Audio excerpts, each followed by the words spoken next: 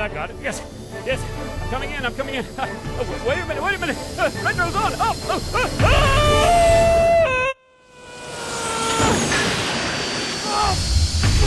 Hello? How are we doing? Thank you, Catherine, for inviting me to present to you. Kate! The host's name is Kate. Yes, very well.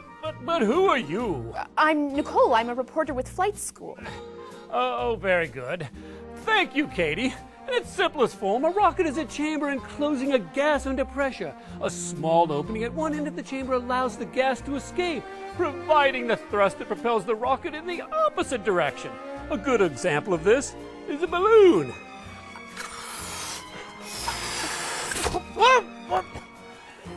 When we think of rockets, we rarely think of a balloon, but a rocket can be anything. A missile, aircraft, or vehicle that expels fast-moving gas or fluid to obtain thrust. Remember, thrust is one of the 4 forces of flight that we talked about in the first 2 Flight School episodes. Thrust is a force that propels an airplane forward or a rocket upward. In the year 1687, Sir Isaac Newton published a book in which he described 3 important scientific principles that govern the motion of all objects. Today we call these principles Newton's laws of motion. Simply put, they state, an object at rest will stay at rest, and an object in motion will stay in motion in a straight line unless acted upon by an outside force. Force is equal to mass times acceleration, and for every action, there is always an equal and opposite reaction. Over time, people experimenting with rocket designs began to use Newton's laws to inform and improve their work. Yes, but unknowing and understanding Newton's laws and building a successful rocket are hardly the same thing. Let's take a look at some of the practical concerns rocket designers wrestled with. A propellant is the fuel that... But it's not. Not what? Not just a fuel. Propellant means both fuel and oxidizer. Well, yes, of course, I was getting to that. In rockets, propellant means both fuel and oxidizer. The fuel is the chemical the rocket burns. But for burning to take place, an oxidizer, or oxygen, must be present. Jet airplanes draw oxygen into their engines from the surrounding air. Rockets don't have that luxury.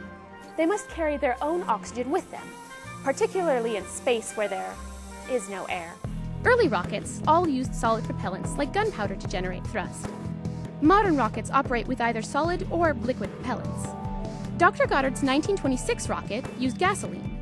The V-2 used alcohol and liquid oxygen. The Space Shuttle uses both solid and liquid propellants. Liquid propellant rockets are much more complex than solid propellant rockets.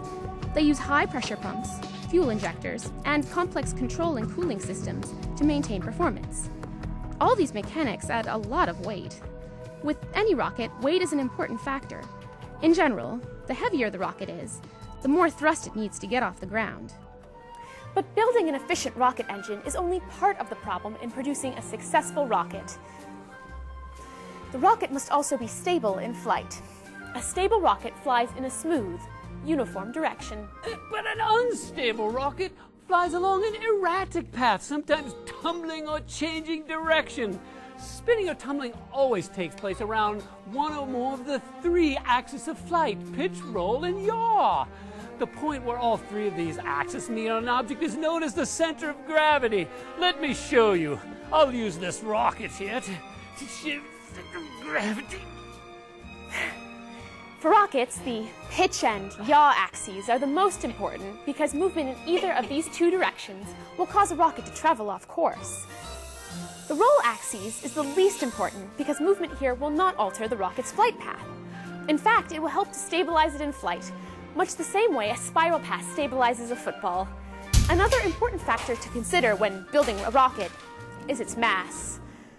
Large rockets capable of carrying vehicles into space have a very large mass.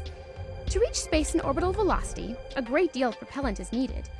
To combat this problem, rocket designers developed multi-stage rockets like the Saturn V or the Space Shuttle. Multi-stage rockets are several rockets stacked on top of one another. When the lower, larger rockets become exhausted, they are dropped and left behind, and the next rocket in the system ignites.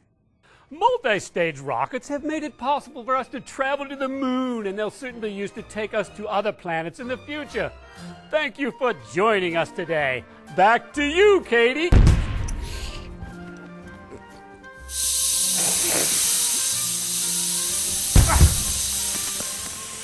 Sorry about that.